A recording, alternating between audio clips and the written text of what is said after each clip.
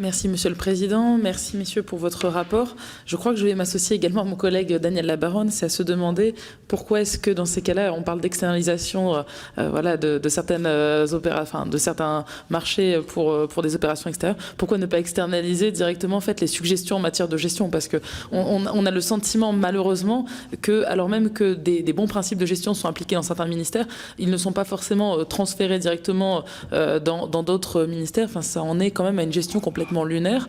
Et moi-même, j'en viens à m'interroger, comme l'ont fait d'autres collègues, comment également, pour les entreprises, avoir connaissance et une bonne connaissance et transparence des marchés que l'armée émet, tout simplement, pour pas qu'ils soient non plus toujours avec les mêmes prestataires. C'est le cas notamment pour les prestations technologiques. Hein. Ce sont très souvent les mêmes prestataires habituels, voilà, alors qu'on pourrait très bien, par l'innovation, apporter de nouveaux prestataires, de nouvelles solutions.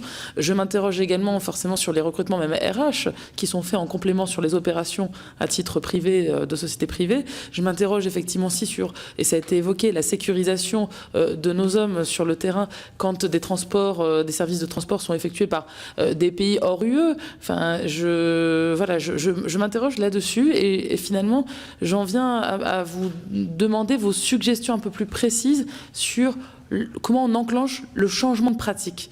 Vraiment. N'hésitez pas à être assez direct avec nous, on est voilà, parlementaires, là également pour entendre vos suggestions et pour les porter selon nos convictions politiques aux uns et aux autres. Mais je trouve que là, vous levez un lièvre, mais apparemment de longue date, sur ce domaine qui pourrait effectivement choquer un Français qui tout simplement se dirait mais forcément mon armée quand elle est en opération extérieure, mais c'est l'armée française ou à la rigueur aidée par l'Union européenne.